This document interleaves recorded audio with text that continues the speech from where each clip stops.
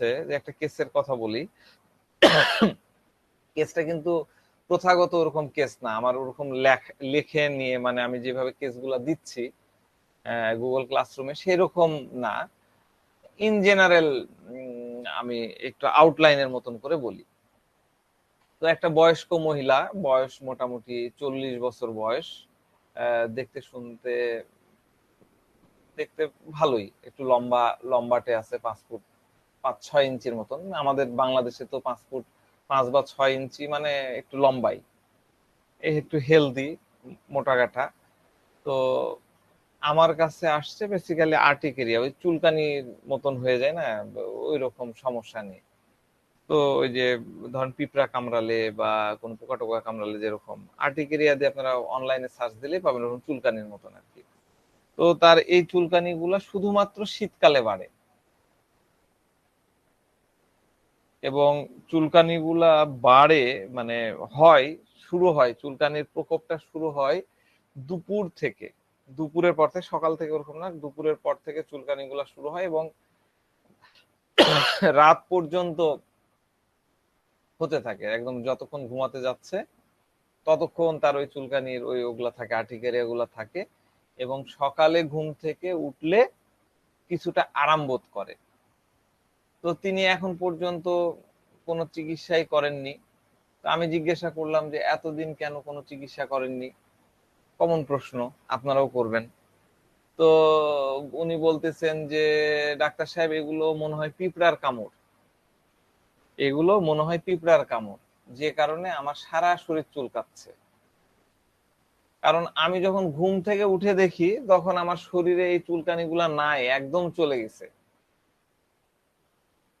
তো ভালো করে বুঝেন রুগীর ধারণাটা কি, রুগী মনে করছে এগুলা পিঁপড়া কামড়াইছে, এবং কারণ হিসাবে দাঁড় করাইছে, কারণ আমি তো ঘুম থেকে যখন উঠে দেখি এগুলা নাই, আবার দেখি দুপুরের পর থেকে বাড়তেছে।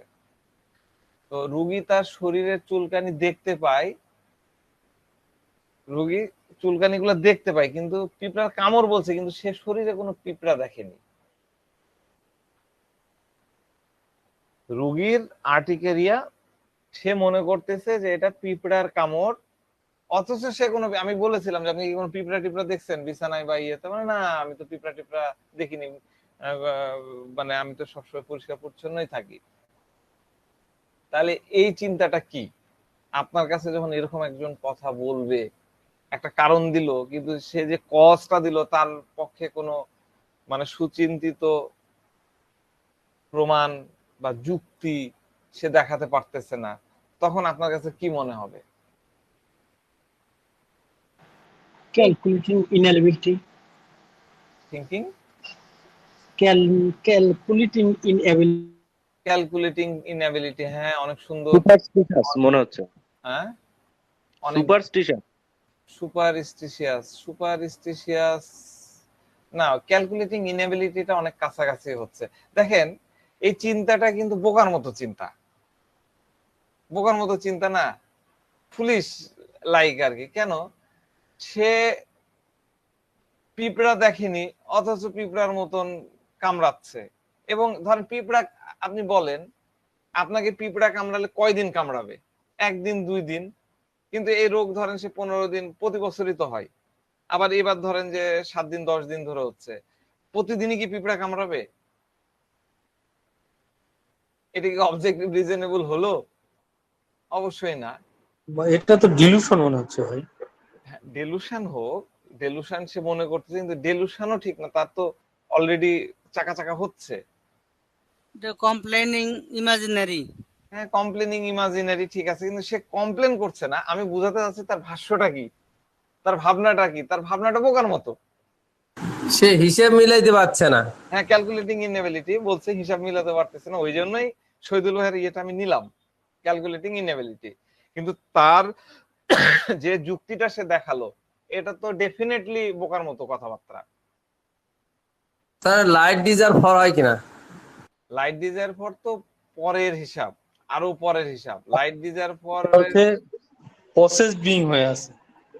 আচ্ছা, পজেস বিং হয়ে আছে, আচ্ছা নিলাম। কিন্তু এই জায়গাটা সে আসলে ক্যালকুলেটিং ইনএবিলিটিটা একটা খুব মানে কাছাকাছি জায়গায়। ঠিক আছে। আর এই যে চিন্তাটা, আমাকে পিঁপড়া কামড়াচ্ছে, আমাকে পিঁপড়া কামড়াচ্ছে বিধায় আমার এটা ফুলে যাচ্ছে, এই এই মহিলা হচ্ছে 40 বছর বয়স, সে তার চিন্তার ইয়েটা দেখেন।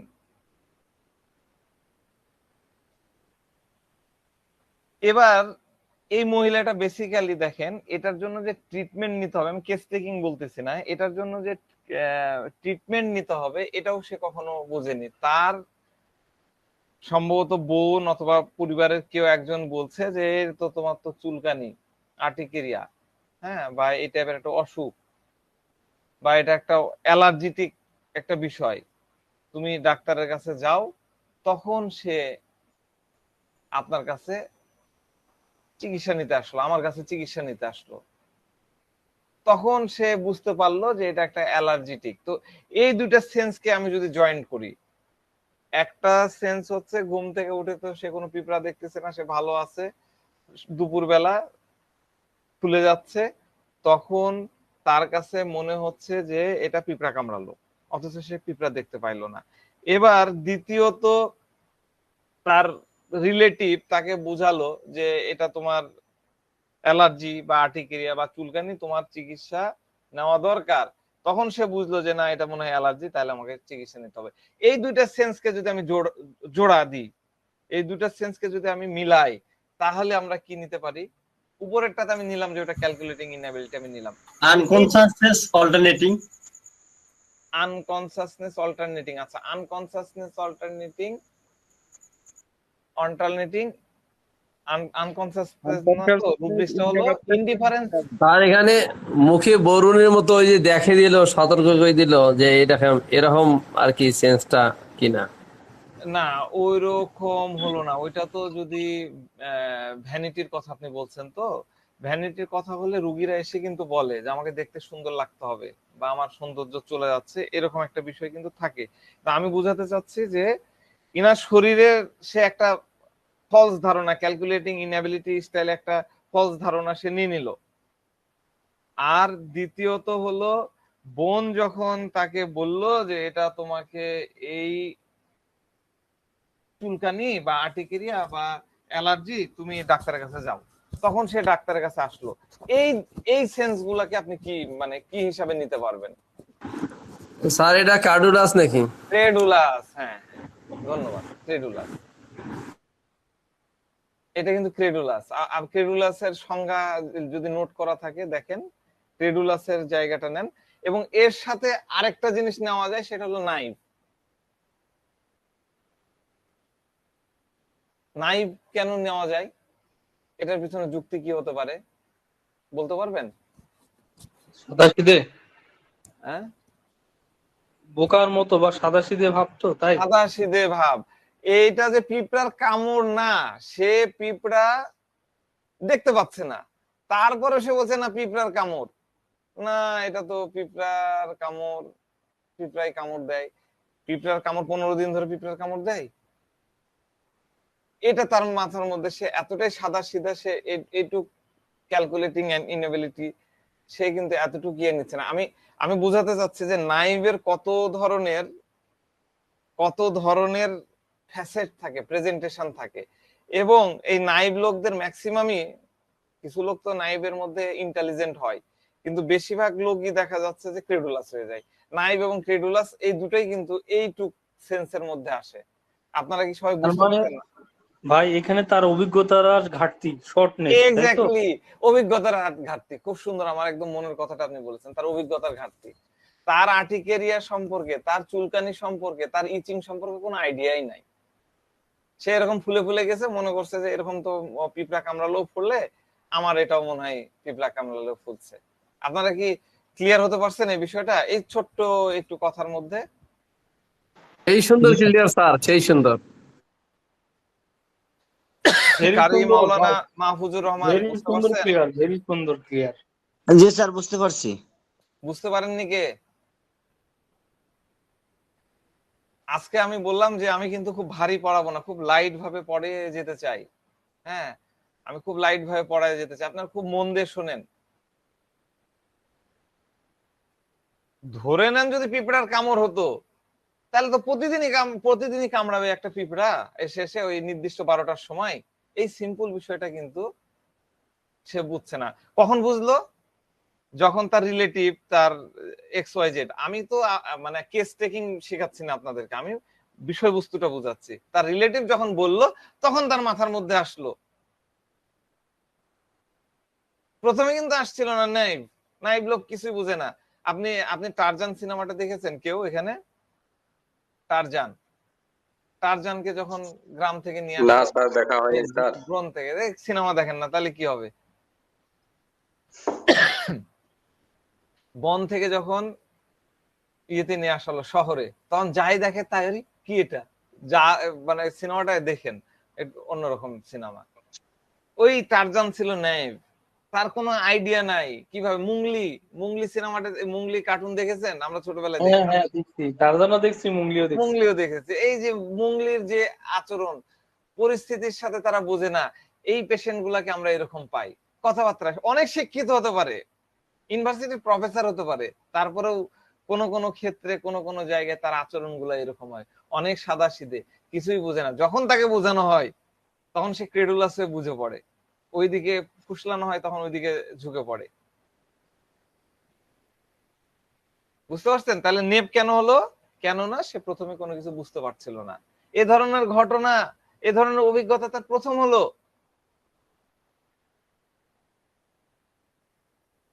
বুঝতে পারছেন? নাইভটা কি? নাইভ হলো একটা সিম্পলিসিটি, অপরিবর্তনীয় সিম্পলিসিটি, অকৃত্রিম সরলতা, খাঁটি সরলতা, জাগতিক প্রজ্ঞার অভাব, সঠিক বিবেচনা বা ফয়সালা এরা করতে পারে না। মিলান আমার কথার সাথে এই রুগীর কথা মিলান। এই রুগীরা খুব সাদাসিধে, চিন্তা চেতনা খুব সাদাসিধে হয়। এটা হলো ডিসপোজিশন, নেচার। নাইভটা নেচার। আমাদের এই রুগীটা চিন্তাই করতে পারেনি যে দিনের পর দিন তাকে পিঁপড়া কামড়াচ্ছে। যখন তার রিলেটিভ বলল যে তোমার এটা আর্টিকেরিয়া, এটা চুলকানি, এটা অ্যালার্জি, এবার সে ওটা বিশ্বাস করে চলে আসলো। যখন চলে আসলো তখন ক্রেডুলাস হলো। যতক্ষণ পর্যন্ত সে বিশ্বাস করলো, ততক্ষণ পর্যন্ত সে কিন্তু নাইভ ছিল। বুঝতে পারছেন? বিশ্বাস করলো যতক্ষণ পর্যন্ত, ততক্ষণ পর্যন্ত সে নাইভ ছিল। এবার যখন বিশ্বাস করে বললাই তুমি ওই ডাক্তার সাহেবের কাছে যাও, উনি তোমাকে দিয়ে দেবে, এবার সে বিশ্বাস হয়ে ক্রেডুলাস হয়ে চলে আসলো। এবং ক্রেডুলাস কেন হলো? কারণ সে মায়ের কথা প্রজ্ঞার সাথে বিবেচনা করলো না, কোনো প্রকার সন্দেহ ছাড়াই মেনে নিল যে না ঠিক আছে, মা বলছে আর্টিকেরিয়া, যেতে হবে ডাক্তারের কাছে। এই কারণে ক্রেডুলাস হলো। আনজির ভাই বুঝতে পারলেন? বুঝতে পারছি। তারপরে আমার মনে হচ্ছে এরকম যে আসলে এতদিন তো আনকনসাসনেস ছিল, তখন যখন সে একজন তাকে কথা বললো, তারপরে সে শিরকিং করলো, তারপরে তো ডাক্তারের কাছে আসলো। আমার হচ্ছে এটাও মনে ছিল। আনকনসাসনেস ওখানে ছিল, স্ক্রিমিং, স্ক্রিমিং বাই ইন্টারাপ্ট। আপনি এই রুব্রিক্সটা আপনার কাছে রাখেন, এটা আমার সিলেবাসে আছে, আমি এটা পড়াবো। এর ভাবনাটা তাহলে স্যার ক্রেডুলাস হওয়ার জন্য নাইভ হচ্ছে দরজা? সব ক্ষেত্রে না। নাইভ তো নেচার। নাইভ পার্সন ক্রেডুলাস নাও হতে পারে, নাইভ পার্সন ইন্টেলিজেন্টও হয়ে যেতে পারে। আচ্ছা, নাইভ বার্ট ইন্টেলিজেন্ট, আমাদের একটা রুব্রিক্স আছে, নাইভ বার্ট ইন্টেলিজেন্ট। হ্যাঁ ফসফরাসেও তো নাইভ আছে। হ্যাঁ হ্যাঁ, ফসফরাসে নাইভ আছে। ফসফরাস তো খুব ইন্টেলিজেন্ট পারসন না? হ্যাঁ, নাইভ বার্ট ইন্টেলিজেন্ট। তো ওই জন্য বলা যাবে না যে দরজা। তবে নাইভের পরে ম্যাক্সিমাম বেলেডোনারা ক্রেডুলাস হয়ে পড়ে।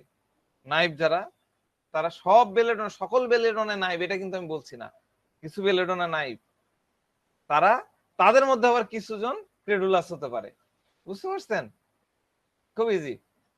এখন দেখেন এই কথার উপরে সে কি করলো। সে বলতেছে যে এই কামড়টা পিঁপড়ার দ্বারা আসছে। আপনি বুঝতেছেন যে এটা ভুয়া কথা, ফলস কথা, কিন্তু সে একটা একটা করে কারণ দাঁড় করাচ্ছে। এই জন্য আমরা কিন্তু এই তার এই স্টেটমেন্ট গুলাকে অবজেক্টিভ রিজনেবলও নিতে পারি। অবজেক্টিভ রিজনেবলও কিন্তু আমরা নিতে পারি প্রত্যেকটা স্টেটমেন্টের উপরে। এই অবজেক্টিভ রিজনেবলে আমরা কি বলছি, একটা করে স্টেটমেন্ট দিবে, তার উপরে প্রপার রিজন একটা করে দাঁড় করায় দিবে। আপনি বুঝবেন যে সেটা ভুল না বেঠিক, কিন্তু তার নিজস্ব চিন্তা ধারণার উপরে সে ওই রিজনটা দাঁড় করবে, মতামত দিচ্ছে। তিনি মনে করছেন যে এই চুলকানিটা পিঁপড়ার কামড়ে হচ্ছে এবং ওষুধটা না খেলেও চলবে, এই কারণে কিন্তু ওই 15-20 দিন ধরে এরকম হচ্ছে, সে কিন্তু আসেনি। দাঁড় করা পিঁপড়ার কামড়ে হচ্ছে, এটা আমি আবার কি ওষুধ খাওয়াবো, আর রাত পর্যন্ত থাকতেছে, তারপর তো নাই হয়ে যাচ্ছে, এই জন্য সে ওষুধ খায়নি, খাচ্ছে না। একটা ওয়েলদি ফিলিং তার মধ্যে আছে, ধর ওষুধ না খেলেও চলবে। ডেলুশন ওয়েল তো কিন্তু চেনা মানে চিন্তা করা যায়। আমি এগুলো নিতে বলতেছি না, আমি বলতেছি কতগুলো রুব্রিক্স এর মধ্যে আসে, বুঝতে পারছেন? কতগুলো রুব্রিক্স এর মধ্যে আনা যায়। এই কারণে রুব্রিক্স নিলে এক গাদা আনা যায়। এই কারণে ভাবনা 2-4টা মূল একটা ভাবনা নিয়ে নিতে হবে, তারপরে মেডিসিনের দিকে আগাতে হবে। তো ওষুধ না খাওয়ার রিজনটা কি দিয়েছে? রিজনটাও হলো পিঁপড়া কামড়াচ্ছে। অবজেক্টিভ রিজনেবল, দেখবেন যে যারা অবজেক্টিভ রিজনেবল হবে প্রত্যেকটা স্টেটমেন্টে একটা একটা করে রিজন দাঁড় করায় দিবে। অবজেক্ট বা স্টেটমেন্টের পিছনে একটা করে রিজন দাঁড় করায় দিবে। রুগী যখন একটা অবজেক্টকে একটা রিজন দাঁড় করায় দিল, ডাক্তার সাহেব পকেটে টাকা ছিল না তাই আপনার কাছে আসতে পারেনি, আর আপনি অবজেক্টিভ রিজনেবল নিয়ে নেবেন, এটা কিন্তু কখনোই করবেন না। বুঝতে পারছেন? এটা কখনোই করবেন না। যখন দেখবেন রুগী এরকম প্রথম একটা কারণ দিল যে ডাক্তার সাহেব আমার পকেটে টাকা ছিল না, এই কারণে আপনার কাছে আসতে পারিনি, তাহলে অবজেক্টিভ রিজন, তখন আপনি একটা আঙ্গুল এরকম করে গুনে নেবেন। এরপরে দ্বিতীয় আরেকটা কারণ দিয়ে বলে ডাক্তার সাহেব আমাদের ধরেন যে বাসায় ফলমূল ছিল না, এই কারণে ফলমূল খেতে পারিনি, এই কারণে অবস্থা, ধরেন এটা আপনার কাছে অবজেক্টিভ রিজনেবল হলো, তাহলে 2 নাম্বার গুনে নেবেন। এবারে 3 নাম্বার দেখা যাচ্ছে বলবে যে ডাক্তার সাহেব বৃষ্টিতে ভিজছিলাম, এই কারণে মাথা ব্যথা করছে, একটা অবজেক্ট দাঁড় করে দেয়। এরকম করে 3-4টা যখন রিজন আপনাকে দাঁড় করায় দিবে, তখন এই রুব্রিক্সটা নেবেন। একটা স্টেটমেন্ট দিয়ে দিল আর আপনি অবজেক্টিভ রিজনেবল নেবেন, এটা করতে যাবেন না, তাহলে কিন্তু ভুল হওয়ার সুযোগ থাকবে। যেমন আমি গতকালকে বলেছিলাম, কি বলেছিলাম? কমিউনিকেটিভে কি? কমিউনিকেটিভে রুগী কথা কম বলবে, হাত পা নাড়বে, এই হয়েছে হয়েছে বোঝানোর চেষ্টা করবে। ভার্বাল এক্সপ্রেশনের থেকে এই মানে ভার্বাল ওয়ার্ডের থেকে এক্সপ্রেশন বা জেস্টার এগুলা নিয়ে বেশি ইয়ে করবে। ব্যথাটা এই জায়গা থেকে এইখান থেকে এই পর্যন্ত যায়, এইখান থেকে এরকম হয়, এইরকম চিড়ে যায়, এরকম করে যখন বোঝানোর চেষ্টা করবে, কথার থেকে তার এক্সপ্রেশন গুলা বেশি চলবে, তখন আমরা নিব হচ্ছে কমিউনিকেটিভ।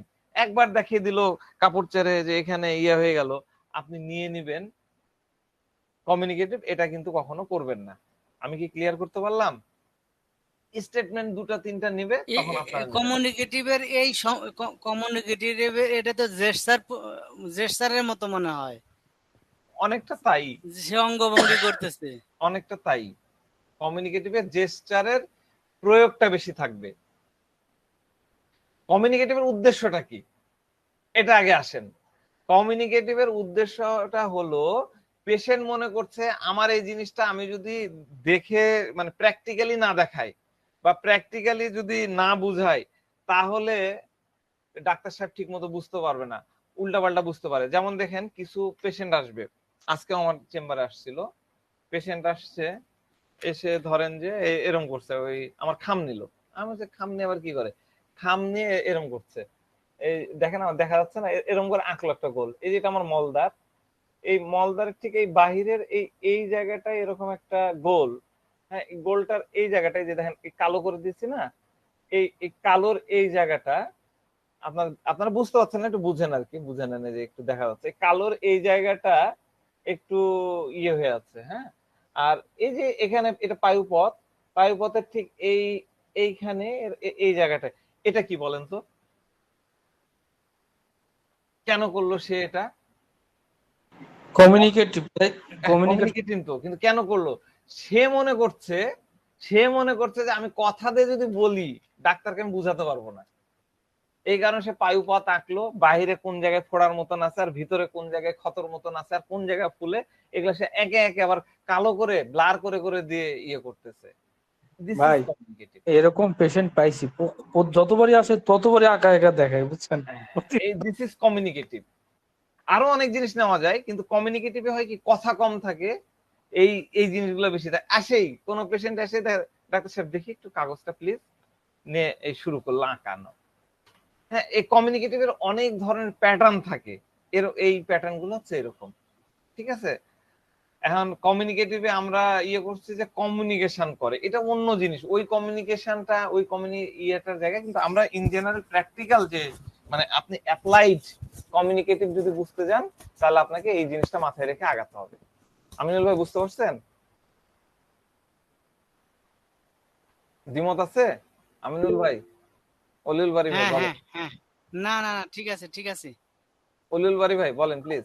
কমিউনিকেটিভের মূল ব্যাপারটা হলো যে রোগী মনে করে আমি কথা বলে বোঝাতে পারছি না, বুঝাতে পারছি না, এক্স্যাক্টলি এই জন্য সে এই সমস্ত অঙ্গভঙ্গি বা বিভিন্ন ধরনের প্রসেস অবলম্বন করে। ঘুরে ঘুরে মানে পিছনের ব্যথা হচ্ছে, ব্যাকে মানে কোমরে ব্যথা, তখন সে কি করছে, ঘুরে যায় কাপড়টা তুলে, হ্যাঁ আপনি ওখানে নেকেড নেন, হ্যান নেন, তেন নেন, কিন্তু মূল জায়গাটা হলো কমিউনিকেটিভ। এবং সেটা একবার করবে না, বারে বারে এই কাজটা করবে, তখন আপনি নিবেন। একবার করলো তখন আপনি নেকেডে ঠিক আছে, হ্যাঁ। তো যাক, এই জায়গায় ডেলুশন ওয়েলথটা কেন নিতে পারি, মানে এই ওইটুক জায়গার মধ্যে ছোট্ট কথা দেখেন, এগুলা কথাকে আমরা ডাক্তার সাহেবরা ক্লাসিক্যাল প্র্যাকটিস যারা করে, এগুলার কোনো ভ্যালুই নেই আমাদের কাছে, এগুলাকে আমরা কোনো গুরুত্বই দিই না, কিন্তু এই জায়গা থেকে রোগীকে প্রেসক্রিপশন করা সম্ভব। তার কোনো অসুখই নাই, সকালবেলা থেকে সে ভালো, ঘুম থেকে ওঠার পর থেকে সে ভালো, এই কারণে সে চিকিৎসা নেয় না, নেওয়ার ইয়ে নাই, তার মধ্যে একটা ওয়েলদের ফিলিংস আছে, ভালো তো আছি, ওয়েলদি ভাব আছে, এই কারণে কিন্তু ওয়েলদি ইয়েটা নেওয়া যায়, ঠিক আছে? এইটা কোনো ডিজিজ হলো, পিঁপড়া কামড়াইছে, এটা মিলেও যায়, এই যে ওয়েলদি ফিলিংস, এই কারণে নেওয়া যায়। তারপরে দেখেন এইখান থেকে আর কি চিন্তা করা যায়, আর চিন্তা করা যায় হচ্ছে ফেবুলাস, কিন্তু চিন্তা করা যায়। ফেবুলাস কিভাবে চিন্তা করা যায়? এরকম সমস্যা এর আগেও হয়েছে, 15 দিন ধরে হচ্ছে চুলকানিটা, কন্টিনিউ হচ্ছে। তার এই নাইভ নেচারের কারণে বলেন, চিকিৎসা যে নিতে হবে এটা তার কাজ করছে না, এক ধরনের নির্বুদ্ধিতা পরিচয় সে দিল। সে এটা যে একটা অসুখ, এটার গভীরতা সে বুঝতে পারছে না। আবার রোগের ব্যাপারে সিরিয়াস না, এই তো সিরিয়াস না, সে গভীরতাটা বুঝতে পারছে না। সিরিয়াসলি যদি সে গভীরতা বুঝতে পারতো, তাহলে তো সিরিয়াসলি হতো, মা বলার পরে আপনার কাছে আসতো না, আমার কাছে আসতো না, তাই না? এটা যদি স্ট্যামোনিয়াম পেশেন্ট হতো বা আর্সেনিকের পেশেন্ট হতো, তাহলে কি হইতো? তাহলে কি এইভাবে ইয়ে হয়ে থাকতে পারতো? এই কারণে ফেবুলাসের চিন্তাটা করা যায়। আপনারা ফেবুলাসের সংজ্ঞার সাথে মিলালেও দেখবেন যেটা মিলে যাচ্ছে। তাহলে এই ছোট্ট একটা জায়গা থেকে আমরা দেখেন কতগুলা জিনিস চিন্তা করতে পারি। বেলেডোনার এটা একটা ফ্যাসেট। আরেকটা নিয়ে একটু আলোচনা করি, সেটা হলো যে এই পেশেন্টের বয়স মোটামুটি 30। হ্যাঁ, তো তার প্রবলেম হলো তার 2 পায়ে কর্ন। কর্নের বাংলা কি? পায়ের তলায় যে কর্ন হয়, কি বলে? আমাদের এদিক বলে ভাসি, হ্যাঁ, ভাস্রি। আমাদের সিরাজগঞ্জ বলে ভাসি। ভাস্রি বাড়ি ভাই? আমাদের এখানে বলে হাড় আমাদেরকে কাটা। বয়রা বলে, বয়রা। বয়রা, কড়া। আমরা হাতের এটাকে কড়া বলি, হাতে এখানে পড়লে। আর বাসার ভাই কি বললেন? আমরা বলি হাড় কাটা। ধার কাটা? হ্যাঁ, আমাদের এদিকে হাড় কাটা বলে। আচ্ছা, আর আমরা বলি ভাস্রি। তো এটার ইংরেজি নাম হলো কর্ন। ওই পায়ের তলায় দেখবেন গোটা গোটা হয়ে থাকে, মানুষ মনে করে যে শক্ত জুতা পরছে, জুতার চাপে বা কোনো ইয়াতে এরকম হয়েছে, এরকম মনে করে, সেটাকে ভাস্রি বলে। ভাস্রির ইংরেজিটা হচ্ছে কর্ন। ঠিক আছে, হাতের তালুতে হয়, পায়ের তালুতে। তো এই ভদ্রলোকের দুই পায়ের তালুতেই কর্ন। কর্নের একটা কমন মেডিসিন, দুইটা কমন মেডিসিন আমাদের ইয়েরা ব্যবহার করেন, ক্লাসিক্যাল ডাক্তাররা। কি কি? একটা হলো অ্যান্টিমক্রুট, আরেকটা হলো সাইলেশিয়া, ন্যাট্রামিউর। আচ্ছা, তাহলে তিনটা হলো ন্যাট্রামিউর, অ্যান্টিমক্রুট, এগুলা দেয় আর কি। তো আমরা তো আর ওইভাবে দিই না, আমরা পেশেন্টের ওষুধটা দিই, তাই না? তো তার এই ভাষ্যগুলো অনেক অনেক দিন ধরে, অনেক মাস থেকে আর কি। প্রথম দিকে সে কোনো গুরুত্ব দেয়নি, এখন ব্যথা শুরু হয়েছে, এই জন্য সে ডাক্তারের পরামর্শ নিতে চাইছে। তো তাকে জিজ্ঞাসা করলাম যে ভাষ্যগুলো কি খুব ব্যথা করে? তখন রুগী বলছে, ডাক্তার সাহেব আপনি বলেন ভাষ্যগুলা কি মানে ব্যথাদায়ক, বেদনাদায়ক, নাকি মানে বেদনাদায়ক হয় নাকি হয় না? রুগী আমাকে আমাকে ফলো করেন।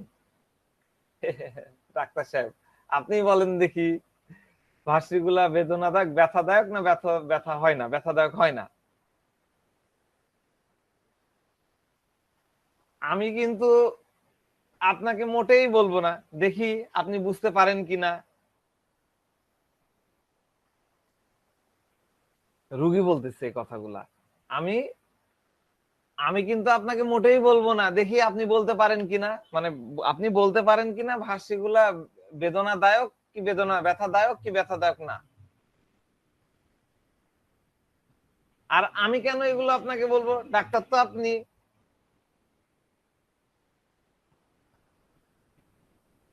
বুঝলেন কথাটা? স্টেটমেন্টটা বুঝতে পারছেন? বুঝতে পারেননি এরকম কেউ থাকলে হাত তুলেন, তাহলে আমি আরেকবার বলবো, এটা বোঝার আছে। যেহেতু কেউ কিছু বলছেন না, আমি ধরে নিলাম সবাই বুঝতে পেরেছেন। ও, বুঝতে পারেননি? তৌহিদ বুঝতে পারেননি? আচ্ছা স্যার আবার বলেন। আচ্ছা, রুগীকে জিজ্ঞাসা করলো, মানে রুগীর ভাষ্যি কতদিন থেকে, তো বললো যে এরকম 5-6 মাস বা যেটা হোক, একটা উত্তর দিল আর কি। তো ফোকাসিং জায়গাটা আমি আপনাদেরকে বলতেছি, আমি পুরো কেস টেকিং এর ইম্পর্টেন্ট জায়গাটা বলতেছি। রুগীকে জিজ্ঞাসা করলাম যে আপনার এই ভাষ্যিগুলা, আপনার এই কর্ন গুলা কি খুব ব্যথা দেয়? ভাষ্যি কি ব্যথাদায়ক নাকি মানে ব্যথা হয় না? আমার এই ভাষ্যিগুলা আপনি বলেন, আমার এই ভাষ্যিগুলা ব্যথা করে কি করে না? আমি কিন্তু আপনাকে মোটেও বলবো না, দেখি আপনি বুঝতে পারেন কি পারেন না। আর আমি এগুলা কেন আপনাকে বলবো? বুঝতে পারছেন? রুগী আমাকে বলতেছে যে এই এই ভাষ্যে, আমার ভাষ্যটা ব্যথা হয় কি হয় না, এটা আপনি বলেন, দেখি আপনি বলতে পারছেন কিনা, আপনি বুঝতে পারছেন কিনা। আর আমি কেন আপনাকে এগুলা বলবো? ডাক্তার তো আপনি। স্যার এটা কি অবজেক্টিভ রিজনেবল নাকি? না, অবজেক্টিভ রিজনেবল নেই স্যার, নাসির ভাই, নেই। নাসির ভাই, light desire for light desire for অ্যাটিটিউডটা খেয়াল করেন। আচ্ছা, এরপরে স্টেটমেন্ট আসি, তারপরে উত্তর দিচ্ছি। তো এরকম আপনাকে প্রশ্ন করলে আপনি কি কি বলবেন? রুগী, আমি রুগী, আমি বাসার ভাইয়ের কাছে গেলাম, ধরেন আমার দাঁতে খুব ব্যথা, দেখায় বলতে কি প্রবলেম, বাসার ভাই আমাকে জিজ্ঞাসা করলাম, ভাই আমার তো দাঁতে ব্যথা। তো আমি মানে আমার দাঁতের সমস্যা, তো এটা কি খুব ব্যথা হয়? বাসার ভাই আমাকে জিজ্ঞাসা করলো যে এটা কি খুব ব্যথা হয়? আমি বলবো কেন, আপনি বলেন তো, আপনি বলেন তো আমার এটা ব্যথায় হয় কি হয় না, দেখি আপনি কি বুঝছেন। আর ইনকুয়েন্সিভ ইনকুইসিটিভ ইনকুইসিটিভ ইনকুইসিটিভ অ্যাটিটিউডটা চিন্তা করেন। তো যাক, হ্যাঁ, এটা আপনি চাইল্ডিশ বিহেভিয়ার। হ্যাঁ, চাইল্ডিশ বিহেভিয়ার, খুব সুন্দর। এখন এই রকম পেশেন্ট যদি আপনি পান, তাহলে আপনার প্রশ্নটা কি হবে? আপনাকে তো এবার বল তো, রুগী কি করলো? রুগী বল আপনার পায়ে ঠেলে দিল, আপনি বলেন দেখি আমার কি হয়েছে। রুগীরা অনেক সময় বলে না, আমি কেন বলবো, আপনি বলেন দেখি কি হয়েছে। তো বল আমার পায়ে ঠেলে দিল, এবার আপনার কাজ কি ডাক্তার হিসেবে? বলটা আবার তার পায়ে ঠেলে দেওয়া। এইসব রোগীরা কি ডাক্তারের দক্ষতাটাকে পরীক্ষা করার জন্য হ্যাঁ, এগুলো তো আপনি ভেরিফাই করবেন, এই কারণে তো আপনি তো প্রশ্ন করবেন এটা কি ফসফরাসের দিকে যাবে না হাইসোমাসের দিকে যাবে নাকি বেলেডোনা পড়াচ্ছি বেলেডোনার দিকে যাবে, এটা তো আপনি পরীক্ষা করবেন। এর জন্য যেটা টেকনিকটা হলো আপনি তাকে প্রশ্ন ছুড়ে দেন। আপনি কি প্রশ্ন করবেন? আপনি প্রশ্ন করবেন যে আমি কি করে বুঝবো আপনার ব্যথা হয় না ব্যথা হয় না, এই জিনিস কি আপনার বেদনাদায়ক না বেদনাদায়ক না, এটা আমি কি করে বুঝবো? জাস্ট এই কোশ্চিন আপনি ছেড়ে দেন, আমিও ছেড়ে দিলাম। এবার রুগী সরল ভাবে উত্তর দিল, আপনি ডাক্তার হয়েছেন কি করে? ভালো করে খেয়াল করেন, আপনি ডাক্তার হয়েছেন কি করে? আমারও তো বুঝতে হবে যে আপনি বুঝতে পারেননি। দেখেছেন রুগী খুব মানে সহজ সরল ভাবেই সে আবার আমার কোর্টে বল দিয়ে দিল। এবার আপনি কি করবেন?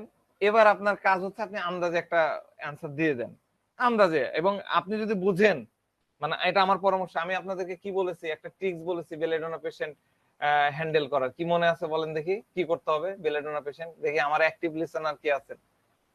হ্যাঁ, বেলেডোনা পেশেন্ট হচ্ছে, যদি বেলেডোনা পেশেন্ট বুঝতে পারেন তাহলে তার সাথে ওই জিনিসটা করা যাবে। নেট্টামিয়ারের পেশেন্ট কিন্তু করা যাবে না, তাহলে রোগী হারিয়ে যাবে। হ্যাঁ এরকম সেটা একটা যাবে, কিন্তু বেলেডোনার সাথে কি করবেন? তাকে পাল্টা প্রশ্ন করব, মানে না, সেটা তো ভেরিফাই করব। করবেনই, সেটা তো ভেরিফাই করবেন, কিন্তু কি করবেন, কিভাবে ভেরিফাই করবেন কেউ মনে রাখেননি? ঠাট্টা করতে হবে স্যার ওর সাথে, হ্যাঁ, ধন্যবাদ ধন্যবাদ। ঠাট্টা করবেন, মজা করবেন, ইয়ার্কি ফাজলামো করবেন, ন্যাট্রামিওর সাথে করবেন না, কিন্তু বেলেডোনার সাথে করবেন। বুঝতে পারছেন? একটু মজা করবেন, মজা করলে অনেক তথ্য পাবেন, অনেক অনেক কিছু শিখতে পারবেন তার কাছ থেকে। রুগী হচ্ছে আমাদের সবচেয়ে বড় টিচার। আমি আগে মনে করতাম যে কি এগুলা সব আমাদের গুরুরা বলে, কিন্তু আসলেই তাই, রুগীরাই আপনার অনেক বড় টিচার, অনেক কিছু আপনাকে শেখাই দেবে। আচ্ছা, আজকের ক্লাস কি খারাপ লাগছে? আমার আসলে প্রিপারেশন নাই আজকে, সত্য কথা, আমি এভাবেই ইয়ে করতেছি। ভাই এবার তো আপনি না, এইটা ভালো দিয়ে লাগছে দিলেন, স্যার। আমাদের বেলেডোনা সেট। আচ্ছা, ভালো লাগছে। আচ্ছা, তো বেলেডোনার পেশেন্টের সাথে ঠাট্টা করবেন। এবং মজার ব্যাপার হচ্ছে কি জানেন, এই পেশেন্টের সাথে এরা যদি কোনো কিছু জিজ্ঞাসা করে আপনি রং রং উত্তর দিবেন, সে কিন্তু জানে আপনার সাথে সেও মজা করতেছে। তা আমি তাকে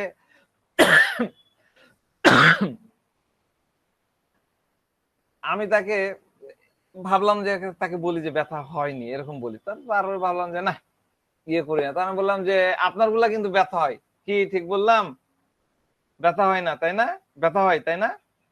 তখন রোগী খুব হো হো হো করে হেসে উঠলো, মানে খুব তালি দিয়ে জোরে জোরে হেসে উঠলো। হ্যাঁ, আপনি ঠিকই জানেন, আপনি সবই ঠিক জানেন, আপনি সবই ঠিক জানেন। তো এরপরে আমি এই পেশেন্টকে জিজ্ঞাসা করলাম যে এই যে আপনার এই ভার্সিটা হয়েছে 5-6 মাস থেকে, এটা নিয়ে আপনার মধ্যে কি ভাবনা আসে? আজকে আপনি কেন আমার কাছে আসলেন? 5-6 মাস তো আসেননি। এবার রুগী বলছে ওই যে ফাজলামো। আমি কেন বলবো আপনাকে? হেয়ালি কিন্তু তার যায়নি, আমি কেন বলবো আপনাকে? তো আমি তাকে জিজ্ঞাসা করলাম যে আপনি যখন সকালে ঘুম থেকে ওঠেন তখন কি এগুলো খুব ব্যথা করে? তখন রুগী আবার বলে উঠলো, আমি কেন বলবো আপনাকে, আপনি তো ডাক্তার, আপনি আপনি বলেন দেখি, আপনি এই বিষয়ে কি জানেন? এবার আমি বললাম যে আমি কিভাবে জানবো, সমস্যা তো আপনার। তো রুগী বলছে যে দেখি তো আপনি কতখানি জানেন। তো এই বারবার হেয়ালি করতে করতে একটা সময়, আসলে সবসময় তো ভালো লাগে না, আপনি 5-6টা-7টা রুগী দেখলে তো এমনি মেজাজটা টনটন হয়ে যায়, ফোন দেখলেও বিরক্ত লাগে। তো ততক্ষণ আমার বিরক্ত লাগা শুরু হয়ে গেছে। আমি তাকে বিরক্তির কণ্ঠে বললাম যে যখন ঘুম থেকে উঠেন তখন অনেক ব্যথা করে, হলো তো? এবার রুগী হাসতে, হ্যাঁ হ্যাঁ হ্যাঁ হ্যাঁ হ্যাঁ, আমি জানি আপনি সবকিছু জানেন, আপনি একজন ভালো ডাক্তার, আপনি জিতে গেছেন, আপনি সব পেরেছেন। তো আমি তাকে ওই, আমি জানি এগুলা বেলেডোনা রুগী, এদেরকে বিধিনিষেধ হ্যান ত্যান এগুলা দিলে কিছু হয় না, এরা মানেও না। তো তার সাথে আসছিল তার বউ, তাকে বললাম যে এই সকালে উঠে একটু কুসুম গরম পানিতে লবণ দিয়ে পাটা একটু ভিজায় রাখতে বলবেন, বা সেগুলো নরম হবে। হ্যাঁ, এরকম করে একটু রেগুলার করতে বললেন, দেখেন ঠিক হয়ে যাবে, আর ওষুধ দিয়ে দিলাম।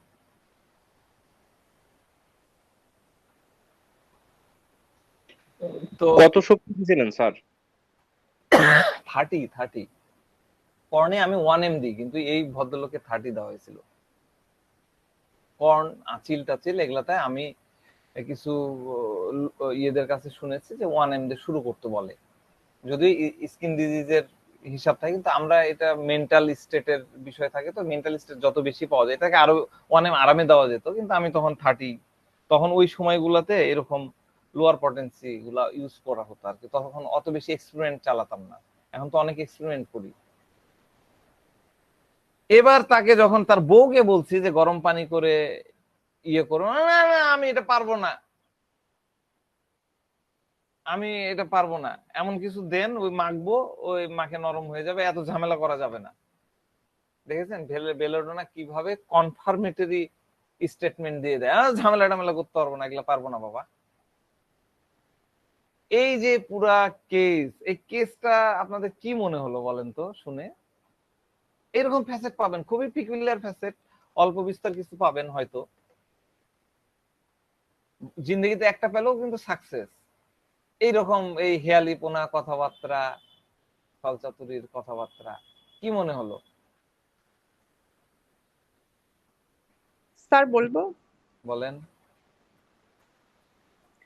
স্যার মানে তার আচরণটা একজন ডাক্তারের সাথে কিভাবে কথা বলা লাগে, মানে সে সেটা জানেই না, মানে একদম মানে সিম্পলিসিটি যেটা বলছিলেন নেই টাইপের ওইটা।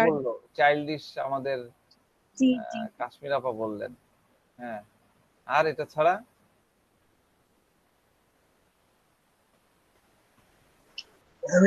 Amusement desire for. Sir light চাচ্ছে, লাইট, কোনো ঝামেলা না। হ্যাঁ, আরেকজন কি বললেন শুনতে পাইনি।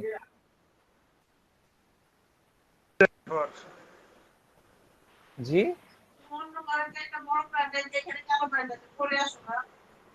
শুনতে পাইনি ভাই। Amusement desire for. Amusement desire for, amusement desire for, আচ্ছা। আর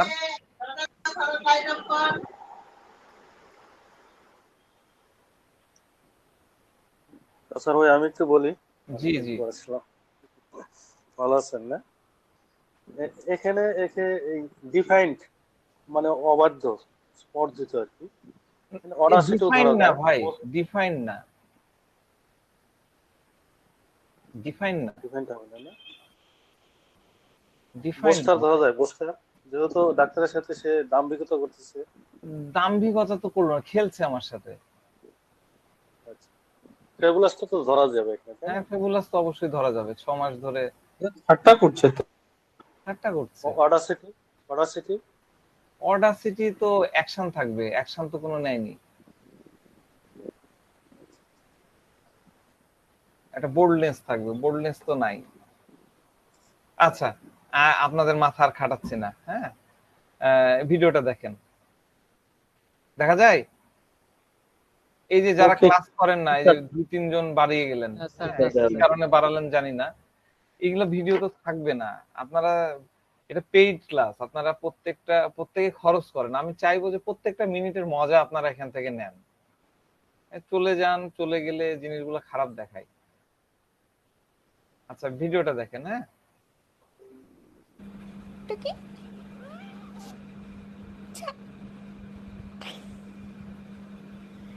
টুকি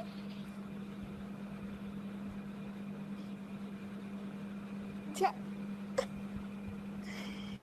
টুকি ছা টুকি ছা টুকি ছা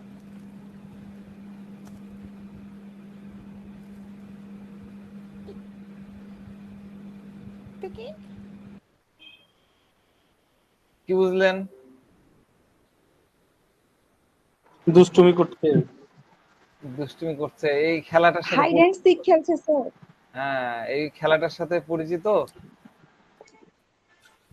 বাচ্চা জি কাচ্চা। স্যার, লুকালুকি খেলছি স্যার। জি স্যার। হ্যাঁ, এটাকে বলে hide and seek. Hide and seek খাস। হ্যাঁ, এটাকে বলে হাইড অ্যান্ড সিক, লুকাচুরি খেলা। হাইড অ্যান্ড সিক, টুকি ঝাক, টুকি ঝা, টুকি মানে লুকালাম, বলেন দেখি ব্যথা হলো কি হলো না? টুকি ঝা, হ্যাঁ হয়েছে, ঠিক আছে ঠিক আছে, আপনি সব পারছেন। মিলান, আমাদের rubrics, playing desire to play hide and seek at. Milan তো দেখি, এই খেলাটাকে বলে হাইড অ্যান্ড সিক। রুগীটা কিন্তু আমার সাথে বরাবরই হাইড অ্যান্ড সিক খেলা খেলছে। আমি যখন পারতেছি সে খুব হ্যাঁ হ্যাঁ পারছেন, কি মজা, হ্যাঁ হ্যাঁ আপনি জানি, আপনি ভালো ডাক্তার, আপনি পারবেন। কি মিলছে নাকি হচ্ছে না, হজম হচ্ছে না? স্যার এখানে তো কয়েকটা বিষয় মনে হয় সামনে আসে। একটা হলো সে বোকাটেপূর্ণ আচরণ করতেছে, একটা হলো এক্স্যাক্টলি, নাইম ইন্টেলিজেন্সি, নাইম একটা হলো ইন্টেলিজেন্সি ভাবে আমাকে সে জাস্টিফাই করতেছে। এগুলো তো তাকে আমি দেখতে হবে রোগী হিসেবে নাকি না না, স্যার? এটা এটা ইন্টেলিজেন্সির জায়গা না। না না, এটা ওই জিনিসটা তৎক্ষণিক উপস্থিত রোগী থেকে তো আমি এটা অবজার্ভ করতে হবে। সে আমাকে কি হ্যাঁ পরীক্ষা করতেছে নাকি তার আচরণটাই এমন। হ্যাঁ, ঠিক আছে, কিন্তু রুগী, আমি কি বললাম, আমি যখন সে আমাকে জিজ্ঞাসা করলো যে এই জায়গাটা ব্যথা করে কি করে না, হ্যাঁ বলেন দেখি, আপনি বলেন। আমি বললাম হ্যাঁ ব্যথা করে ব্যথা করে, তখন হ্যাঁ হ্যাঁ, হ্যাঁ, হ্যাঁ, আপনি, আমি জানি আপনি পারবেন, আপনি খুব ভালো পারবেন। তার মানে কি, এই ভিডিওটা কি দেখলেন, যখন ঝা করলো টুকি লুকাই গেল, ঝা করলো হি করে হাসতেছে, এও কিন্তু ওই বেদনা, ওই উৎফুল্লতা উল্লাসটা কিন্তু সে দেখালো রুগী। আমি কিন্তু বলছি, একটু ভালো করে চিন্তা করেন, আপনি হাইড অ্যান্ড সিকের ভিডিওটা আবার দেখেন। শিশু সুলভ আচরণের নেই, এক্স্যাক্টলি শিশু সুলভ আচরণ। এটা তো আমাদের দুইজন অলরেডি ধরেই ফেললেন, আমাদের ডক্টর কাশ্মীর এবং সুলতানা রিজিয়া দুইজনে কিন্তু ধরে ফেললেন এটা শিশু সুলভ আচরণ নিঃসন্দেহে। কিন্তু সে আমার সাথে যে গেমটা খেলতেছে, সেই গেমটা হলো হাইড অ্যান্ড সিকের গেম। এটা একদমই একটা পিকুলিয়ার অ্যাটিটিউড, একদমই একটা পিকুলিয়ার অ্যাটিটিউড, ডেফিনেটলি। আর এটা স্যার, এটা সে নিজে জানে, কিন্তু সে না বুঝতে দিয়ে যে অপরকে জানে কিনা সেটা সে একটু ট্রাই করলো আর কি। হ্যাঁ, সেটা, এটা তো গেম খেলছে সে আপনার সাথে। গেম খেলেন, আমি কেন বলবো, আপনি ডাক্তার, আপনি বুঝেন। আপনার চেম্বারেও আপনি পাবেন, খুবই কম পাবেন, কিন্তু পাবেন। এটা মাথার মধ্যে রাখেন। এই রুব্রিক্সটা হলো এরকমই অ্যাটিটিউড করবে। এটার একটাই প্র্যাকটিক্যাল ইয়ে হচ্ছে এইটাই, playing desire to playing hide and seek at, playing desire two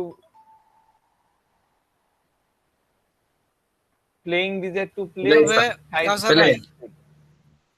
জি আমিনুল ভাই, এরকম প্লেইং ডিজায়ার না পাই, এরকম পাইছি আমি, যে কি সমস্যা, এরকম এরকম হয়তো একটা রোগের কথা বলো যে এই সমস্যা, আচ্ছা এটা নিয়ে কি হয়, ওই এত কিছু যদি আপনারা বলি তাহলে আপনার কাছে কেন আসছে, আপনি জানেন না এটা কি হয়, মানে তখন মেজাজটা থাকে একটু অন্যরকম। না এবার আমি একটু বলি আমিনুল ভাই, আপনি আনমিউট হন না। আপনার ওই পেশেন্টের সাথে আপনি যখন কথোপকথন করলেন, তখন পেশেন্ট কি আপনার সাথে যে কথাগুলো বলতেছিল, এটা কি মনে হচ্ছিল যে সে আপনার সাথে কথা বলে এনজয় করতেছে? প্লে করলে কি হয়, আমরা একটা আনন্দ অনুভূতি, একটা পুলকিত অনুভূতি না, পাই। এনজয় না, তাহলে এই রুব্রিক্সটা আসবে না। এই রুব্রিক্সের মধ্যে তার মধ্যে ইরিটেট ভাব থাকে, ইরিটেট, তাহলে হয়তো আপনি হ্যাঁ সেটা অন্যটা যাবে। হ্যাঁ, তাহলে ইনকুইজিটিভ বা ওই দিকে যাবে। কিন্তু এইখানে প্লে ডিজায়ার করছে, খেলতে চাচ্ছে আপনার সাথে। আমরা খেলি, খেলাটা কি মজার জিনিস, ওখানে আমার ইনভলভেশন থাকে, আমি চাই আপনিও ইনভলভ হন, তাই না? আমরা গেম খেলতেছি, এখন এই মোবাইল নিয়ে আপনি ইনভলভ হয়ে গেলেন প্লে করতে, ওখানে কি আপনি কেন ইনভলভ হতে, আপনি একটা স্যাটিসফ্যাকশন আসতেছে। এই রুগী আপনার সাথে এরকম কথা বলে, হ্যাঁ হ্যাঁ আপনি পেরেছেন, আপনি কি মজা আপনি পেরেছেন, আপনি তো পারেন, সবই পারেন। এই যে উৎফুল্ল ইয়েটা তার মধ্যে আসবে হাইড অ্যান্ড সিকে। এই জিনিসটা দেখা যায় এই বাচ্চার ক্ষেত্রে, দেখেন যখন মুখটা ঢাকলো, যখন কি করে হাসতেছে, তার মানে সে এনজয়মেন্টটা আসতেছে। হাইড অ্যান্ড সিকটা বুঝলেন? এরপরে carried desire to be carried first আছে, ফেবুলাস আছে, নাইফ তো আপনারা বললেনই। আবার এই হাসির জন্য লাফিং স্পিকিং হয় না, এগুলা নিতে পারেন, নিলে নেন, না নিলে নাই। লাইট ডিজায়ার ফর তো একজন বললেন, সেটাও হয়তো চিন্তা করা যেতে পারে। ঠিক আছে, তো মূল বিষয় কি বেলেডোনার ওয়েলথ, বেলেডোনার ওয়েলথটা কি? বেলেডোনার আমরা তো ডেলুশন ওয়েলথ অফ এর মধ্যে অনেকগুলো রুব্রিক স্পেসিস, সালফার আছে, অমুক আছে, কিন্তু বেলেডোনার ওয়েলথ হচ্ছে তার ফ্রিডম। বেলেডোনা মানে ফ্রিডম। ওই লাস্টে কি বললো, আমি ওগুলো পাটা দিলে ঝামেলা টামেলা করতে পারবো না, আপনার কোনো মলম টলম বা কিছু জেল মেল থাকলে দেন, ওগুলো লাগাই দেবো আর ঝামেলা শেষ। বললো না একটা কথা, আমি তো শেষে বললাম এই কথাটা, এই স্টেটমেন্ট। তাহলে বেলেডোনার ওয়েলথ হলো ফ্রিডম, স্বাধীনতা, বাধাহীনতা। আমার পা আবার বালতি ডুবাই রাখতে হবে। অথবা অথবা এরকম কি হয় যে আমি এত বেশি ওষুধ খাইতে পারবো না, দেন শর্ট টার্মে অল্প খাইলে কিভাবে হয়? এক্স্যাক্টলি, আমিও অত ধরে বাইধে খাইতে পারবো না, সকালবেলা বিকালবেলা, এটা খাওয়ার আগে এটা খাওয়ার পরে হবে না। আমি আরেকদিন বলেছিলাম বেলেডোনার পেশেন্টরা এই হোমিও ডাক্তারের কাছে আসতে চায় না। এদের এত বিধি নিষেধ, মাছ খাওয়া যাবে না, গরু খাওয়া যাবে না, কফি খাওয়া যাবে না, তারপরে আর কি খাওয়া যায় না, পেঁয়াজ খাওয়া যাবে না, তাই না? আমরা তো বিধি নিষেধ দিই না, লবণ খাওয়া যাবে না।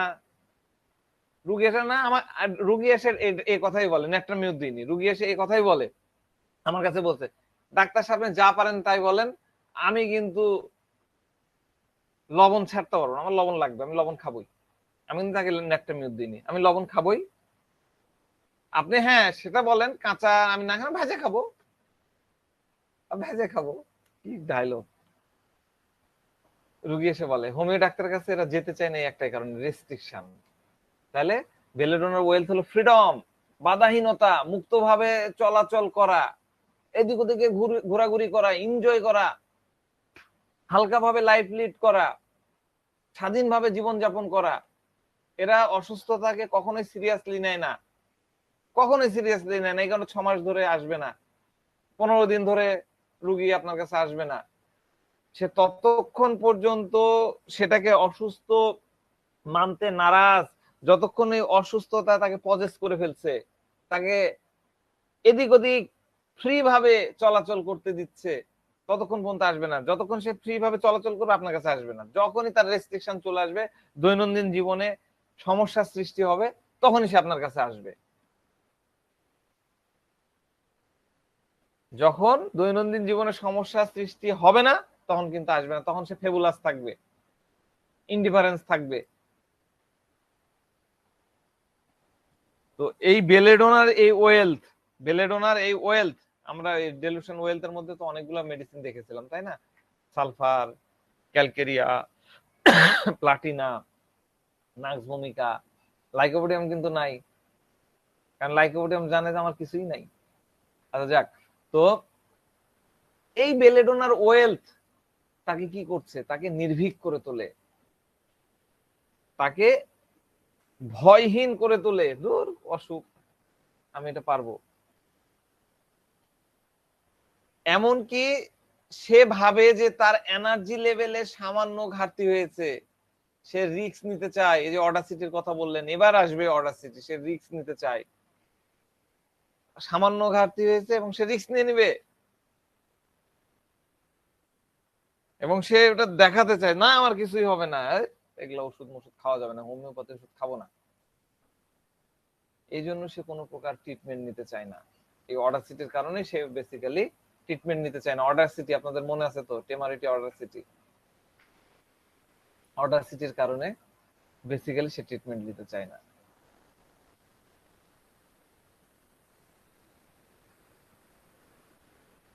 তো এই কারণেই অলিউল বাড়ি ভাই, যে সে বেলেডোনার পেশেন্ট ডাক্তারের কাছে যেতে চায় না, কারণ সে অনেক বিধিনিষেধ দিবে, এ কারণে তার ফ্রিডম নষ্ট হবে। এটা একটা এর কারণ। সাথে সে মনে করে যে physician is a policeman.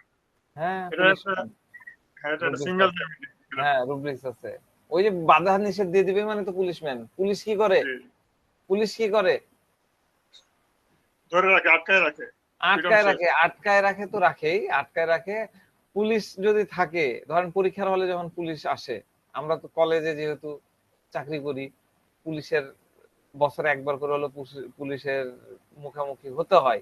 Police কি করে, এখন ধরেন কলেজের স্টুডেন্টের ইচ্ছা হলো টয়লেটে গেল, ইচ্ছা হলো বই নিল, এই করলো এই করলো, কিন্তু পুলিশ আসলো তখন কিন্তু রেস্ট্রিকশন চলে আসলো।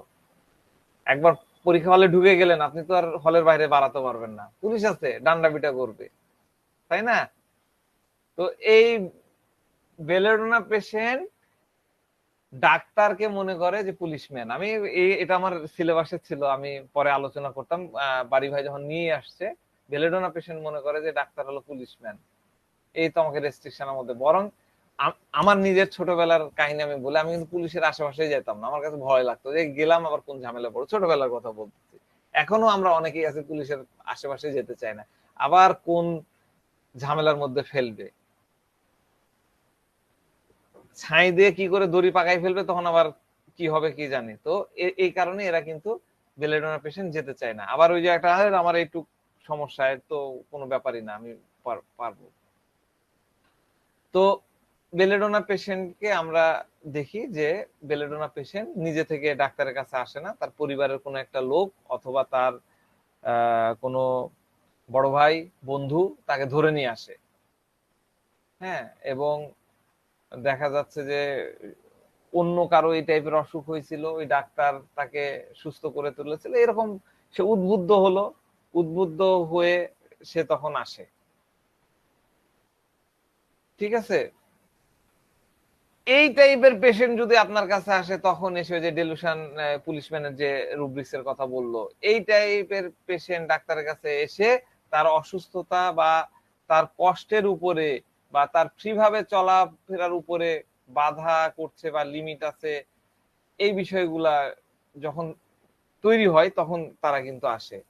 তাদের এনার্জি লেভেল যখন ক্ষয়প্রাপ্ত হয়ে যায় এবং তার এই এনার্জি লেভেলের সাথে তার ফিলিংস এর মধ্যে যখন সে ফিল করে যে আমি আমার দৈনন্দিন কার্যক্রম ঠিক মতো করতে পারতেছি না, ডেলুশন পোর, গতকালকে যেটা বললাম ডেলুশন পোর, তার মধ্যে কাজ করার কমতি, ক্ষমতার কমতি, পাওয়ারের কমতি, এই বিষয়গুলো যখন তার মধ্যে অনুভূত হবে, তখন কিন্তু সে ভাববে যে এবার ডাক্তারের কাছে যেতে হবে। সে ভাবে যদি এইভাবে চলতে থাকে তাহলে তো একসময় সব এনার্জি শেষ হয়ে যাবে, এক সময় তার এইভাবে চলতে চলতে তার এনার্জি শেষ হয়ে স্বাস্থ্য নষ্ট হয়ে যাবে। এরকম শঙ্কা তার মধ্যে যখন তৈরি হয়ে যায়, ঠিক আছে, এবং সে মানে সে ভাবে যে এটা সম্পূর্ণভাবে বা আংশিকভাবে তার চলাচলকে রেস্ট্রিকশন করে দিবে, বাধাগ্রস্ত করে দিবে, এক জায়গায় থাকতে সে বাধ্য হবে। হ্যাঁ, পরবর্তীতে তার অ্যাক্টিভিটিস গুলো করতে বাধাগ্রস্ত হবে, তার নিজের ইচ্ছা মতন অ্যাক্টিভিটিস গুলো করতে পারবে না, মানে ফেয়ার প্যারালাইসিস অফ প্যারালাইসিস। আমরা কি বলেছিলাম যে তার ইচ্ছা মতো প্রশাসন চলবে না, তার ইচ্ছা মতো অঙ্গগুলা নড়বে না, এটা নড়াতে পারবো না, অঙ্গ তার নিজের ইচ্ছা মতো চলবে, তার ব্যক্তির ইচ্ছা অনুযায়ী চলবে না, প্যারালাইসিস। এইরকম ভাবনা তার মধ্যে তৈরি হবে। আমরা প্যারালাইসিস নিয়ে আবার আলোচনা করব, আরো বিস্তারিত আলোচনা করব। অ্যারেস্টেড, যখন অ্যারেস্টেড হয়ে যাবে, অ্যারেস্টেড হয়ে যাবে, ঠিক আছে। এইরকম ভাবনা, এইরকম অনুভূতি, এই সংখ্যাগুলা তাকে তার মধ্যে যখন তৈরি হয়, তখন তার মধ্যে একটা ফিলিংস তৈরি হয় যে আমি অনেক বেশি অসুস্থ হয়ে পড়ছি, ডেলুশন সিক বিইং, আমি অনেক বেশি অসুস্থ হয়ে পড়ছি, এরকম একটা বিষয় তার মধ্যে তৈরি হয়ে যাবে। এখন সে চায় কেউ বা কোনো মেডিসিন বা কোনো ডাক্তার তাকে এই অবস্থা থেকে রক্ষা করুক। রক্ষা করুক মানে ওই যে তার এই যে যেটা বললাম, ডেলুশন সিক, ফেয়ার প্যারালাইসিস, তারপরে ডেলুশন পোর, এই অবস্থা থেকে তাকে রক্ষা করুক, উদ্ধার করুক। উদ্ধার করে কি করুক, তাকে স্বাধীনভাবে চলাচল করার শক্তি দিয়ে দিক, ক্ষমতায় ফিরে আনুক, তার ফ্রিডমটাকে যত তাড়াতাড়ি সম্ভব ফিরে দিক, এরকম তার মধ্যে তৈরি হবে। এই জায়গাগুলো থেকে আমরা লাইট ডিজায়ার ফরের কথা চিন্তা করতে পারি, carried desire to be carried, সে তখন খুব ব্যতিব্যস্ত হয়ে পড়ে, ইমপেশেন্ট হয়ে পড়ে, carried desire to be carried fast হয়ে যেতে চায়। তো সুতরাং বলা যায় যে বেলেডোনা তখনই ক্যারিড হতে চায় যখন তার ফ্রিডমটা ঝুঁকিপূর্ণ হয়। যতক্ষণ না সে নিজে নিজে চলতে পারবে ততক্ষণ কিন্তু সে কারো দ্বারা ক্যারিড হবে না, নিজেরটা নিজেই করবে। এটা একটা বেলেডোনার পিকুলিয়ার জায়গা। ফ্রিডম তো, নিজের চাটা নিজেই বানিয়ে খাবে। অসুস্থতা আসছে, অসুস্থতার সময় সে আগে নিজের এক্সারসাইজ করে বডিটাকে ফিট করার চেষ্টা করবে, কারো কাছে যাইতে চাইবে না। কিন্তু যখনই তার ফ্রিডমটা ঝুঁকিপূর্ণ হয়ে যাবে, তখনই সে আপনার কাছে আসবে, আরেকজনের কাছে যাবে, আরেকজনের কাছে যাবে। সে লাইট হতে চাবে, সে carried desire to be carried হবে, সে carried desire to be carried fast হবে। এটা আমরা বেলেডোনার মধ্যে দেখতে পাই। বেলেডোনার মধ্যে আরেকটা বিষয় পাওয়া যায়, সেটা হচ্ছে fair dark of. Fair dark of, fair dark of কি? ফেয়ার ডার্ক অফটা এই বাচ্চাদের ক্ষেত্রে দেখা যায়, ছোট ছোট বাচ্চাদের ক্ষেত্রে দেখা যায় যে অন্ধকারে গেলেই তাদের ভীতি কাজ হয়। অন্ধকারে রান্নাঘরে লাইট নাই, আর যাবে না ওইদিকে, ভয় লাগছে, মা ভয় লাগতেছে, মা চলো তুমি চলো। কিন্তু বয়স বাড়ার সাথে সাথে তার অভিজ্ঞতা যখন বাড়তে থাকে, বয়স বাড়ছে, তখন এই ফেয়ার ডার্ক কিন্তু দেখা যায় না। এটা কিন্তু আর ওই ভীতিগুলা তখন পেশেন্টের মধ্যে আসে না। কিন্তু কিছু কিছু কেসে আমরা স্পেশালি ফেয়ার ডার্ক পেয়ে থাকি। অনেক প্রাপ্তবয়স্কদের এ নিয়ে ভয় সরাসরি পাওয়া যায় না। আপনি যদি তাকে জিজ্ঞাসা করেন অন্ধকারে ভয় লাগে, রান্নাঘরে যেতে ভয় লাগে, বাথরুমে যেতে, বলবে না, এরকম বলবে না। কিন্তু ভাবনাটা যদি আমরা বুঝতে পারি, তাহলে আমরা কিন্তু এই ফেয়ার ডার্ক অফটাকে ইউজ করতে পারি। তো এই রুব্রিকটাতে আমরা শুধুমাত্র বাচ্চাদের জন্য ইউজ করব, হ্যাঁ, এরকমটা কিন্তু না। হ্যাঁ, আমরা সবার জন্য ইউজ করব। যদিও এই রুব্রিক্সটাতে আমরা যদি রেপার্টরিতে দেখি, এখানে প্রায় 50-60টার উপরে মেডিসিন আছে। হ্যাঁ, তো আমাদের রেপার্টরির রুব্রিক্স গুলা কিন্তু বাচ্চাদের জন্য আলাদা, বড়দের জন্য আলাদা, এরকম কিন্তু না, এরকম কিন্তু না। সব মেডিসিন, ওই যেখানে দেখবেন যে চিলড্রেন ইন, সেখানেও চিলড্রেনের আলাদা মানে আছে। তো এই রুব্রিক্সটা একটু ইয়ে করে শেষ করি, সেটা হলো ফেয়ার ডার্ক অফ। ফেয়ার মানে কি? ফেয়ারটা কি? ফেয়ার বলতে আমরা কি বুঝি? ফেয়ার হলো, কি বলেছিলাম? ফেয়ার ভবিষ্যতে কোনো একটা নির্দিষ্ট জিনিসের উৎকণ্ঠা, অ্যাংজাইটি। সুন্দর, ভবিষ্যতে, ফিউচার, এক ধরনের কষ্টের আশঙ্কা, এক ধরনের আসন্ন বিপদ, আগত বিপদ, যন্ত্রণা বা পেইন নিয়ে আশঙ্কা। ফেয়ার হলো সামনের জিনিস, সামনের নিয়ে। ফেয়ার সব সময় নির্দিষ্ট কিছু নিয়ে হয়, এজন্য ফেয়ারকে শনাক্ত করা যায়। ডার্ক কি? ডার্ক কাকে বলে? ডার্ক কাকে বলে?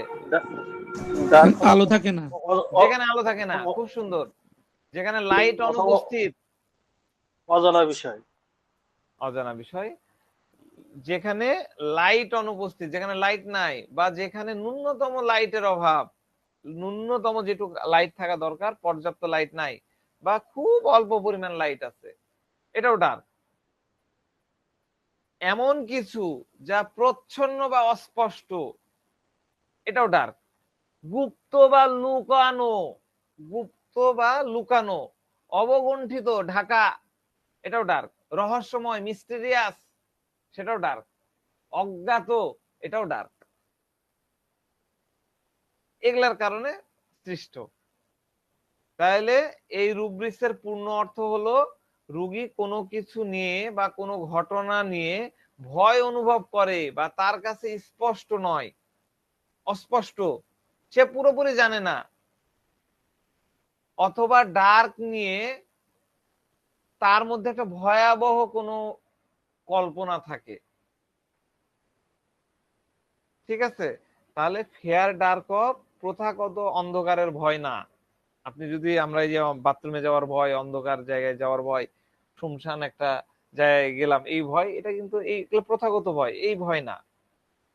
বরং এটা আগত বা কাল্পনিক বিপদ বা বিপত্তি, যেটা সম্পর্কে তার কোনো ধরনের ধারণা নাই, কোনো ধরনের নলেজ নাই। ডার্কনেস, কোনো ধরনের নলেজ নাই। সাধারণ ভাষায় আমরা ডার্ক, যে যে অর্থগুলা বললাম, সেগুলোর পরিবর্তে আমরা এই রাতের আধার বা অন্ধকার এটাকে বুঝি, তাই না? কিন্তু প্র্যাকটিক্যালি ডার্কের বিষয়গুলো আলাদা। যেমন ধরেন, আমরা বলি না যে আমাকে কেন আপনি অন্ধকারে রাখছেন, বলি কি না, আমাকে কেন অন্ধকারে রাখছেন, আমি নাটকের ডায়লগ এগুলা দেখেন, আমাকে কেন অন্ধকারে রাখছেন, আমাকে অন্ধকারে রেখে এই কাজটা করা হয়েছে, তার মানে কি আমি জানি না, লাইট নাই। আবার আমরা কি বলি যে মা বাবা মারা যাওয়ার পরে, এই ছেলেটার বাপ মা মারা যাওয়ার পরে তার জীবনটা যেন অন্ধকারে ছেয়ে গেছে, ডার্ক, অন্ধকারে ছেয়ে গেছে। আবার কি বলি, এই যে ঘটনাটা ঘটলো, পুরা ঘটনাটাই অন্ধকারে, অন্ধকারে ঘেরা, রহস্যে ঘেরা, পুরা ঘটনাটা অন্ধকারে ঘেরা। এবার আমরা যদি আমাদের ক্লিনিকে ডার্ক খুঁজতে যাই, তাহলে অনেক অ্যাডাল্ট পারসন, হ্যাঁ, অনেক অ্যাডাল্ট পারসন রোগের বর্ণনা দিবে, এবং কষ্টের ক্ষেত্রে দেখা যাচ্ছে আমরা এই ডার্কনেস খুঁজে পাবো। কিরকম রোগীরা এই টাইপের কথাবার্তা বলে, ভালো করে দেখেন, আপনার চেম্বারেও এই কথাগুলো বলেছে। রোগীরা এসে বলে যে ডাক্তার সাহেব, গত কয়েক বছর ধরে আমার ভয়ানক মাথা ঘুরে, তাড়ালে মাথা ঘুরে, এটা নিয়ে আমি খুব ভয় পাচ্ছি, এটা কেন হচ্ছে, এটা কেন হচ্ছে, কোনো সমস্যা হয়েছে কি, আমার কি কোনো পরীক্ষা করে দেখতে হবে? রোগীরা কিন্তু এই কথাগুলো বলে। ডাক্তার সাহেব, আমার প্রস্রাব করতে অনেক সমস্যা লাগে, অন্যরা তো খুব অল্প সময়ের মধ্যে, কয়েক সেকেন্ডের মধ্যে তো প্রস্রাব সেরে ফেলে, আর আমার 10 মিনিট লেগে যায়, ফোটা ফোটা ফোটা ফোটা করে হয়, একটু হয় আবার থামে, আবার হয়, 10 মিনিট ধরে আমাকে বসে থাকতে হয়। স্যার এটা বলেন যে এটা আমার রোগটা কি আরোগ্য সাধ্য? আমার রোগটা কি আরোগ্য সাধ্য, এটা আবার হলো জানাটা বেশি। আপনি যে কথাটা বললেন এর মধ্যে কিন্তু জানার প্রবণতাটা বেশি, এটা কি ঠিক হবে কিনা, এটা লাইটের দিকে যাচ্ছে, হ্যাঁ। আর এটার ইয়ে হচ্ছে অন্ধকারে থাকা, আমি তো বুঝতে পারছি না। আপনারটার মধ্যে ডার্কের থেকে লাইটের প্রভাবটা বেশি। অন্যরা 5 সেকেন্ডের মধ্যে হিসু করে ফেলে, আর আমার 10 মিনিট লেগে যাচ্ছে। আমার খুব ভয় হয় ডাক্তার সাহেব, আমার মধ্যে খুব চিন্তা হয়, আমার আবার গুরুতর কিছু হয়ে গেল না তো, এখন তো প্রোস্টেট ক্যান্সার স্যার এটা হয় কিনা যে আমার জীবনটা অন্ধকার, ভবিষ্যতে কি হবে? হ্যাঁ, এটা ভয়, যেভাবে চলছে আমার ভবিষ্যৎ তো অন্ধকার, কি থেকে কি হয়ে যায়। মূল কথা কি, ডার্কের মূল কথা কি, ডার্কের মূল কথা হলো এই ব্যক্তিরা তার সঠিক অবস্থাটা বুঝতে পারে না, ধরতে পারে না, অ্যানালাইসিস করতে পারে না, সঠিক কথা ধরতে পারে না, বুঝতে পারে না, অ্যানালাইসিস করতে পারে না, সে গুরুতর অসুস্থ হয়ে পড়বে এরকম আশঙ্কা করে। যেরকম অবস্থা চলছে, আমার হিসুটা 10 মিনিট লাগছে, ওরে বাবা ক্যান্সার ম্যান্সার হয়ে যাবে নাকি বাবা, এটা হয়তো পরের কথা, ফেয়ার ক্যান্সার পরে আসবে, কিন্তু তার এখনকার গুরুতর আবার কিছু হয়ে গেল না তো, ভয় পায়, সামনের দিনের কঠিনতা, অসুবিধা বা কমপ্লেক্সিটি হয়ে যেতে পারে, এরকম আশা করে। বুঝতে পারছেন দুটা বিষয়, তার বর্তমান অবস্থাটা কি সেটা সঠিকভাবে ধরতে পারে না, অ্যানালাইসিস করতে পারে না, বুঝতে পারে না, ক্যালকুলেশন করতে পারে না, এবং তার ভয় হয় যে সামনের দিনগুলোতে আরো বেশি কঠিন হয়ে যাবে কিনা, আরো বেশি অসুবিধা হয়ে যাবে কিনা, আরো বেশি ভয়াবহ কোনো রোগ তৈরি হবে কিনা।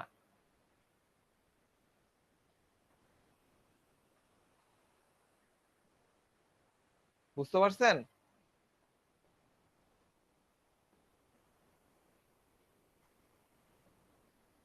লাইট দিয়ে যাওয়ার পরে কি হয়, লাইট দিয়ে যাওয়ার পরে রোগী এসে বলে আলো দেন, আলোর মুখ দেখান,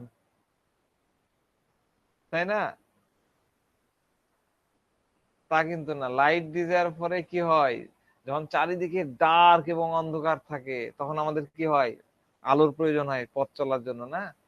আলো মানে কি, লাইট ডিজায়ার মানে কি, ছবির সম্পূর্ণভাবে ডার্কনেস তার মধ্যে আছে, সেটা থেকে সে হটাইতে চায়, দেখতে চায়, মুক্তি চায় স্যার, আলো চায়। সে সময় জানতে চায়, সে চায় তার সম্পর্কে, তার সমস্যা সম্পর্কে কেউ তাকে কিছু বলুক, তাকে পথ দেখাক, তাকে বের করে নিয়ে আসুক, সেখান থেকে তাকে বের করে নিয়ে আসুক। পুরো অপোজিট একটা বিষয়।